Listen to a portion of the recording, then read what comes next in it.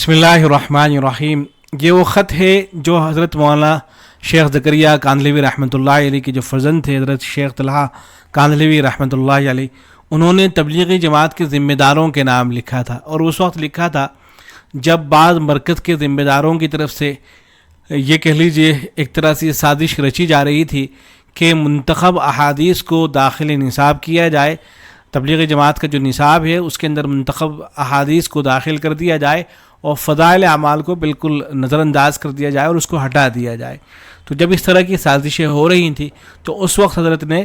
خواص کے نام یہ خط لکھا تھا۔ بڑا اہم خط ہے، بہت سی اس کے اندر باتیں موجود ہیں، تو میں اس خط کو جو ہے نقل کر رہا ہوں۔ اس وقت بہت سی اہم باتیں آپ کو معلوم ہوں گی۔ فضائل اعمال کی اہمیت اور تاکید پر خواص تبلیغ کو ایک اہم مکتوب۔ بسمہ تعالی شانہ،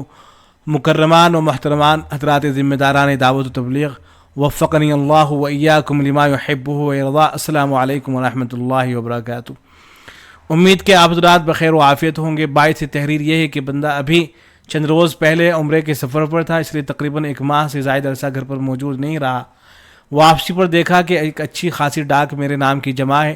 حسب موقع اس کو دیکھا اور جواب لکھوائے۔ اس میں کئی ایک خطوط اس مضمون کے ملے کہ وقت کے بعد اعلیٰ ذمہ داران تبلیغ کی جانب سے یہ ہدایت اور تاکید کی جا رہی ہے۔ یہاں حضرت نے نام نہیں ذکر کیا ہے کہ اعلیٰ ذمہ داران کون تھے، لیکن اندازہ لگایا جا سکتا ہے، اور اب تو بات بالکل واضح ہو چکی ہے، تو اندازہ لگایا جا سکتا ہے کہ یہ حضرات کون رہے ہوں گے۔ تو بعد اعلیٰ ذمہ داران تبلیغ کی جانب سے یہ ہدایت اور تاکید کی جا رہی ہے کہ تبلیغی جماعتوں اور مساجد میں فضائل اعمال کے بجائے منتخب احادیث مؤلفہ حضرت محمد محمد یوسف علیہ الرحمہ کی تعلیم دی جائے۔ چنانچہ بہت سے مقامات پر لوگ جز وقتی طور سے منتخب احادیث کی بھی تعلیم کرتے ہیں، اور بعض ایسے مقامات پر جہاں ان ذمہ داران کا اثر و رسوخ زیادہ ہے صرف مؤخر ذکر کتاب ہی کی تعلیم ہوتی ہے، یعنی صرف منتخب احادیث کو پڑھایا جاتا ہے۔ کہاں؟ جہاں ان لوگوں کا اثر و رسوخ زیادہ ہے، جو درپردہ یہ کوشش کر رہے تھے کہ فضائل اعمال کو جو ہے ختم کر دیا جائے، اور فضائل اعمال کو بالکل یہ نظر انداز کیا جا رہا ہے، کیونکہ ان کو بعض مرکزی ذمہ داروں کی جانب سے اشارہ کچھ ایسا ہی ہوا ہے۔ اب اس کی حضرت اگرچہ تعویل کر رہے ہیں کہ انہوں نے ہو سکتا ہے اس طرح کی بات نہ کہی ہی ہو، تو لکھتے ہیں کہ میرا دل اس بات کو تو قبول نہیں کرتا کہ کوئی مرکزی ذمہ دار اس طرح کا اشارہ دے گا کہ فضائل اعمال جو تبلیغی نصاب کی حیثیت رکھتی ہے اس کو چھوڑ دیا جائے اور اس کی جگہ اس منتخب احادیث کی تعلیم کرائی جائے۔ ممکن ہے کہ کسی ذمہ دار کی جانب سے پہم غیر معمولی انداز میں منتخب احادیث کی بھی تعلیم کرانے کی تاکید سے لوگوں میں تاثر قائم ہو رہا ہو۔ بندے کو منتخب احادیث کے مطالعے کی تاکید یا تبلیغ میں نکلنے والے احباب کے درمیان جز وقتی تعلیم کی ہدایت کرنے پر کوئی اشکال نہیں ہے۔ یعنی حضرت کی رائے یہ تھی کہ جز وقتی اگر ہو رہی ہے تو ٹھیک ہے، لیکن کلیتاً منتخب احادیث کو لا کر فضائل اعمال کو بالکل نظر انداز کر دیا جائے تو اس کے حضرت روادار نہیں تھے، بلکہ بندہ اس کا معید ہے، کیونکہ یہ 6 نمبروں کی تفہیم و تشریح اور قرآن و حدیث سے ان کی دلیلیں بیان کرنے میں بہت معاون ہے۔ پھر حضرت مولانا محمد یوسف رحمہ اللہ کی تالیف ہے، جس کی وجہ سے اس کے مستند ہونے میں کوئی شبہ نہیں ہے، اگرچہ یہ بحث کسی اور موقع پہ آ جائے گی کہ حضرت مولانا یوسف صاحب کاندھلوی رحمۃ اللہ علیہ نے جس طرح سے اس کو تالیف کیا تھا، پھر اس کے اندر کیا کیا تبدیلیاں ہوئیں، اور حضرت کی جو اصل تالیف کردہ تھی اس کی کیا حیثیت تھی، اور اب جو ہے اس کے اندر کیا کچھ ہوا ہے، کسی موقع پر انشاءاللہ یہ باتیں بیان کی جائیں گی۔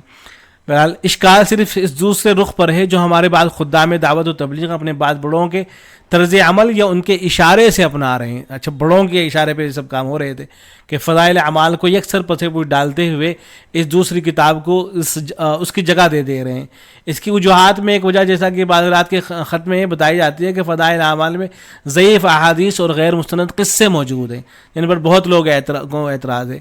اور لوگ دعوت تبلیغ کے کام سے متنفر ہو رہے ہیں۔ اس وقت ہو بھی یہ بہت رہا تھا کہ بہت سے حضرات جو ہے فضائل اعمال کی وجہ سے متنفر ہو رہے تھے، ان کو اصل مسئلہ فضائل اعمال سے نہیں تھا۔ یہ بات ہمیشہ ذہن میں رہے کہ فضائل جو جیسے غیر مقلدین حضرات ہیں یا اور حضرات تھے، تو ان کو مسئلہ فضائل اعمال سے نہیں ہے، ان کو اصل مسئلہ پوری تبلیغ جماعت ہی سے ہے، اور ان کے اعتبار سے، ان کے حساب سے تو اگر فضائل اعمال کی جگہ کوئی اور کتاب لا کے رکھ دی جائے، چاہے وہ ان کی بلکہ بخاری شریف کو لا کے رکھ دیا جائے، تو تب بھی ان کو تو اعتراض ہوگا۔ وہ تو یہ کہتے ہیں کہ جو تبلیغ جماعت ہے یہ ہے ہی صحیح نہیں ہے۔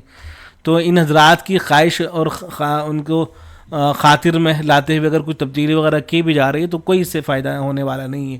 غیر مقلد حضرات کو اگر پیش نظر رکھا جائے تو۔ فضائل اعمال میں ضعیف حدیث اور غیر مستند قصے موجود ہیں جن پر بہت سے لوگوں کو اعتراض ہے اور لوگ دعوت تبلیغ کے کام سے متنفر ہو رہے ہیں، اس لیے وابستگان تبلیغ کو ایک ایسی کتاب کا مشورہ دیا جانا چاہیے جو ان دونوں کمزوریوں سے محفوظ ہو، تاکہ لوگ زیادہ سے زیادہ تبلیغ کے کام سے جڑیں اور اس سے بیزار نہ ہوں۔ اس سلسلے میں بندہ مخلصانہ طور پر چند باتیں عرض کرنا چاہتا ہے۔ یہ باتیں حضرت نے جو فرمائی تھی آج بھی اتنی ہی مفید ہیں، ایک ایک بات کو دیکھیے گا انشاءاللہ فائدے کی ہے۔ نمبر 1، کوئی بھی تحریک، جماعت یا تنظیم اسی وقت تک اپنے مقاصد میں کامیاب رہتی ہے جب تک وہ اپنے بنیادی اصولوں اور اصل بانی کی جانب سے متعین کردہ رہنما خطوط پر چلتی رہے اور ان سے انحراف نہ کرے۔ آج افسوس کی بات ہے کہ یہی ہو رہا ہے کہ جو بنیادی اصول بنائے گئے تھے ان سے انحراف ہو رہا ہے۔ حضرت جی مولانا محمد الیاس نور اللہ مرقدہ نے دعوت تبلیغ کے کام کے لیے جو بنیادی اصول اختیار فرمائے، تجربے سے ان کا مؤثر اور مفید ہونا ثابت ہوا۔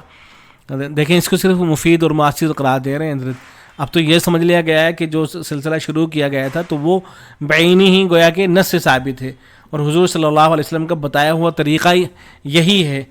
جیسے ہم لوگ کر رہے ہیں۔ اب تو یہ ذہن بنانے کی کوشش کی جا رہی ہے۔ چنانچہ خود آپ اپنی زندگی میں اسی طرح کہ آپ کے بعد حضرت جی مولانا محمد یوسف صاحب اور حضرت جی مولانا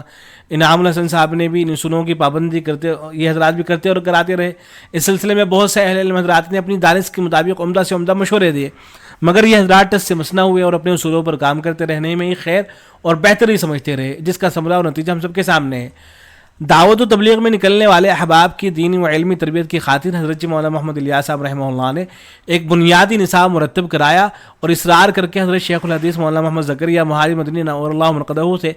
فضائل کے کچھ رسالے تالیف کرائے۔ بعض پہلے سے تالیف شدہ تھے اور بعض کے متعلق آئندہ تالیف کرنے کی ہدایت و تاکید فرمائی، اور وہ آپ کی زندگی کے بعد تالیف ہو سکے۔ جو رسالے آپ کی حیات میں تالیف ہو چکے تھے انہیں بذات خود ملاحظہ فرمایا اور عام مسلمانوں کے حق میں عموماً اور وابستگان تبلیغ کے حق میں خصوصاً مفید سمجھ کر خصوصیت سے ان کی تعلیم و تاکید اور ہدایت جاری فرمائی۔ حضرت مولانا الیاس صاحب کاندھلوی رحمہ اللہ نے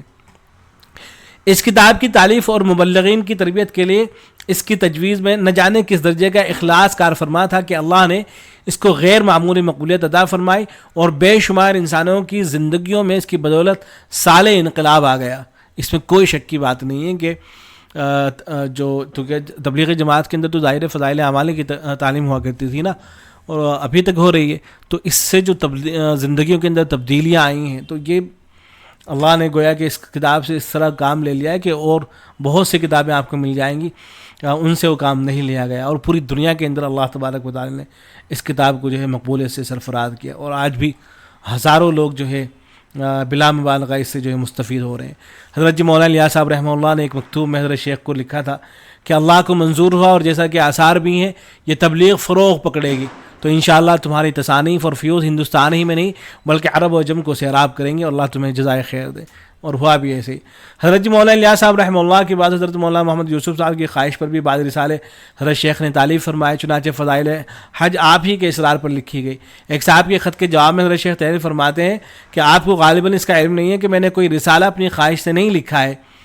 انہی لوگوں کے اصرار سے لکھے ہیں جو اس کام میں سرگرم رہے۔ مرنے کے بعد مولانا محمد الیاس صاحب سے اس کا مطالبہ فرما لیں یا آپ مولانا یوسف صاحب سے اس کا جواب طلب کر لیں کہ وہ کیوں ایسے شخص رسالے لکھواتے ہیں جو تبلیغ میں نہیں نکلتا۔ یا کسی جاہل نے اعتراض کیا ہوگا کہ آپ حضرت شیخ زکریا رحمۃ اللہ علیہ کو کہ آپ جو ہے کتابیں تو لکھتے رہتے ہیں لیکن جماعت میں جاتے نہیں ہیں، تو اس کا جواب حضرت فرما رہے ہیں کہ یہ تو ان بڑوں سے پوچھ لینا جا کر کے کہ مجھ سے جو ہے رسالے لکھوا رہے ہیں اور تبلیغ میں نہیں نکلتا میں۔ اس میں بندہ آپ کا ہم خیال ہے کہ مجھے رسائل تصنیف نہیں کرنے چاہیے، مجھے خود اس میں بہت تعامل ہوتا ہے، مگر پہلے چچا جان کا ہمیشہ حکم رہا، اب تک بھی ان کی فرمائش کا ایک رسالہ باقی ہے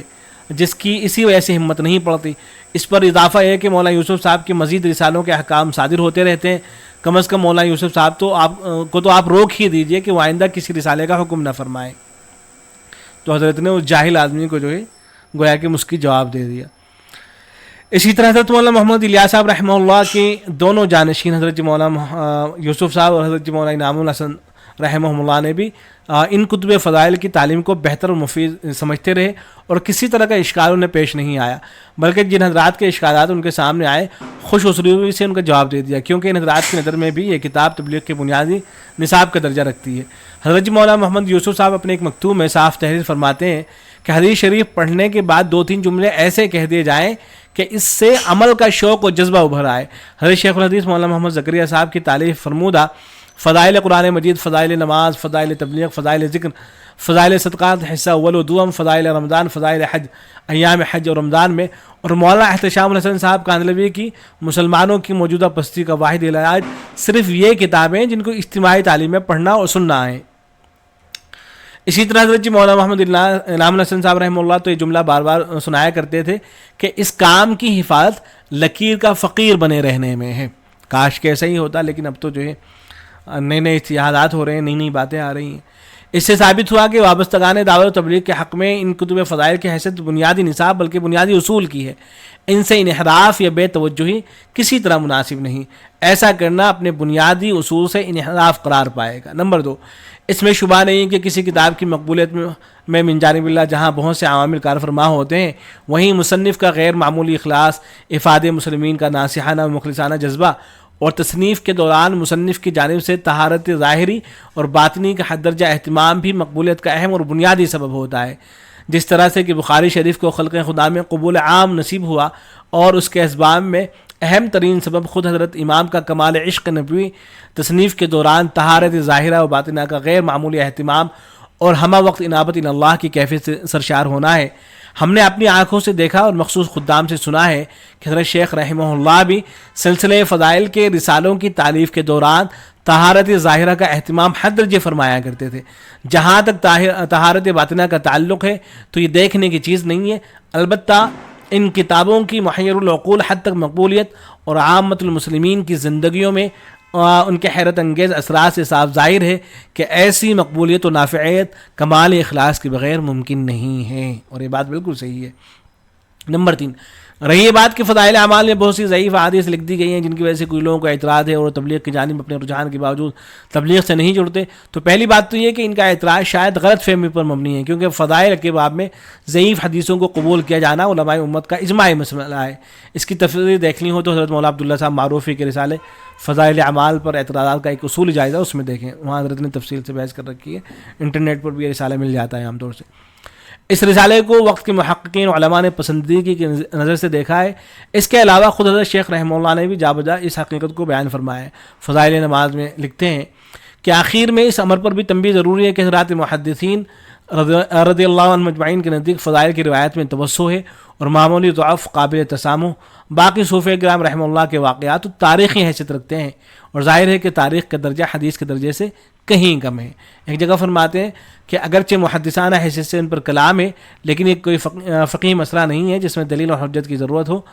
مبشرات اور منامات ہیں۔ معلوم ہوا مبشرات اور منامات معلوم ہوا کہ حضرت شیخ رحمہ اللہ کے سامنے وہ تمام پہلو موجود تھے جن پر اعتراض کیا جا رہا ہے، اور شیخ نے بصیرت کے ساتھ اور دلیل کی بنیاد پر وہ سب کچھ شامل کتاب فرمایا جس پر اعتراضات کیے جا رہے ہیں۔ یہی نہیں بلکہ حضرت شیخ رحمہ اللہ نے اپنی علمی جلالت شان کے باوجود صرف ایک مرتبہ لکھنے لوگوں کو کافی نہیں سمجھتے تھے، بلکہ اپنے مسودے کو اہتمام سے دوسرے علماء کو بھی دکھایا کرتے تھے۔ مثلا حضرت مولانا اسد اللہ صاحب ناظم مدرسہ مظاہر العلوم سہارنپور و خلیفہ حضرت تھانوی، اور حضرت مولانا قاری مفتی سعید احمد اجراڑوی و مفتی مظاہر العلوم سہارنپور۔ حضرت شیخ رحمہ اللہ ایک مکتوب میں ضعیف حدیثوں کی حیثیت و اپنے طریقہ تالیف پر روشنی ڈالتے ہوئے، اچھا یہ بات ذہن میں رہے کہ ضعیف روایتیں فضائل اعمال میں نہیں بلکہ منتخب حدیث کو اگر آپ دیکھیں گے تو اس کے اندر بھی ضعیف روایتیں آپ کو مل جائیں گی، بہت سی ضعیف روایتیں۔ تو جن حضرات کو اعتراض ہے ان کو تو اس دوسری جو کتاب ہے اس پر بھی اعتراض ہوگا، جیسا کہ میں نے اس سے پہلے بھی عرض کیا۔ فضائل کی روایت کے متعلق اصول ذہن میں رہے کہ فضائل میں معمولی ضعف قابل اغتفار ہے، اس لیے جن روایت کا ذکر کیا گیا ہے ان میں اس اصول کی روایت کی گئی ہے، اور جن روایت پر کسی نے کلام کیا ہے اس کو ظاہر کر کے اس کے انجبار ضعف کی دلیل بھی ظاہر کر دی گئی ہے۔ اس چیز کا تعلق چونکہ عوام سے نہیں تھا بلکہ اہل علم سے تھا، اس لیے اس کو عربی میں لکھا کہ عوام کے عقول سے یہ چیزیں بالاتر تھیں۔ اگر جناب کے خیال میں ایسی روایت ہوں جن کا ضعف ناقابل انجبار ہو تو بے تکلف نشاندہی فرما دیں، غور کے بعد ان کو حذف کیا جا سکتا ہے۔ لیکن اہل علم تو یہی توسع رکھتے ہیں نا کہ جب ان کو پتہ چل جاتا ہے کہ روایت اس درجے کی ہے کہ بالکل یہ موضوع کی کیٹیگری میں آتی ہے یا اس کا جو ہے ضعف و شدید قسم کا ہے، تو خود یہ حضرات آگے بڑھ کر اس طرح کی روایتوں کو نکال دیتے ہیں، بلکہ لکھ دیتے ہیں کہ آئندہ جو نیا ایڈیشن آئے اسے اس روایت کو نکال دیا جائے۔ اس ناکارن نے تو صرف اس میں صرف اپنی رائے پر مدار نہ رکھا تھا، بلکہ متعدد اہل علم بالخصوص حضرت مولانا اسد اللہ صاحب ناظم مدرسہ اور قاری سعید احمد صاحب مفتی مدرسہ، ان سے حرفاً ان پر اول نظر ثانی کرائی تھی، اور جن چیزوں پر ان میں سے کسی نے بھی گرفت کی ان کو قلم زد کر دیا تھا، اسی بنا پر ان میں سے ہر رسالے میں تقریباً 1 ربع یا 1 خمس کے قریب اصل مسودے سے کم ہے۔ دوسری بات یہ کہ ہمارے کابر نے دعوت و تبلیغ کا یہ کام ایک خاص دائرے میں رہ کر خاص مقاصد کے حصول کے لیے شروع کیا تھا۔ علیہ باللہ اپنی پارٹی جماعت کی تعداد بڑھانی ان کا مقصد ہرگز نہیں تھا، اس لیے اگر ہر شخص کے اعتراضات کو قابل توجہ قرار دیا جانے لگے تو نہ تو ہم ہر شخص کو دلیل سے مطمئن کر پائیں گے اور نہ ہی اس کی منشا کے مطابق اپنے اصولوں میں تراش خراش کر کے ان مقاصد کو حاصل کر سکیں گے۔ حضرت مولانا طلحہ صاحب فرما رہے ہیں، جن کے پیش نظر ہمارے کابر نے اپنی جان کی قربانی دے کر دین مبین کی حفاظت اور اشاعت کا یہ مثمر خیرات و برکات کا شجر لگایا تھا۔ یہی وجہ ہے کہ ہمارے پیشرو اکابر کے ملفوظات میں جا بجائے بات ملتی ہے کہ بہت سے مخلص ذی علم اور تجربہ کار علماء نے اصول میں تبدیلی کے مخلصانہ مشورے دیے، مگر ہمارے اکابر ان اصولوں سے ٹس سے مس نہیں ہوئے جن پر اللہ تعالیٰ نے ان کو شرع صدر فرما دیا تھا۔ حضرت شیخ الحدیث حضرت جی مولانا یوسف صاحب، حضرت جی انعام الحسن، سبھی حضرات کے علم میں منتخب احادیث تھی۔ اگر اس پالیسی کے مطابق جس کا تذکرہ حضرت مولانا یوسف صاحب نے آخری وقت میں کیا تھا کہ پالیسی طے ہو چکی ہے، اس کتاب کا بھی اجتماعی تعلیم میں پڑھنا ہوتا تو اس پر عمل ان حضرات کی زندگی میں ہو چکا ہوتا۔ اس لیے گزارش ہے کہ کسی کے اعتراض کی پرواہ کیے بغیر اس نصابی کتاب کو جوں کی توں باقی رکھیں، اس کی جانب سے بیزاری کی فضا ہرگز نہ بننے دیں، اس کی جانب سے بے اعتنائی تحریک تبلیغ کے لیے نقصان دہ ہوگی، بے اعتنائی کی تحریک تبلیغ کے لیے نقصان دہ ہوگی، بلکہ اگر کسی کی طرف سے اس طرح کی بات معلوم ہو تو بر وقت اس کا تدارک کرنے کی سعی کریں، اسی میں انشاءاللہ خیر ہوگا، اور اب تک کا تجربہ بھی یہی ہے۔ رہی بات منتخب احادیث کی، تو بے شک ایک مفید کتاب ہے، اس کو مبلغین حضرات اپنے مطالعے میں رکھیں، اور جب تبلیغ میں نکلیں تو 6 نمبروں کے مذاکرے کے طور پر جز وقتی تعلیم اس کی بھی کریں، پورے طور سے اس کو نصابی کتاب کا درجہ دینے کی کوشش نہ کریں۔ اکابر تبلیغ کے منشا اور مذاق کی پاسداری ہی میں خیر ہے۔ ان اريد الا الاصلاح ما استطعت وما توفیقی الا باللہ۔ بندہ محمد طلحہ کاندھلوی، سہارنپور۔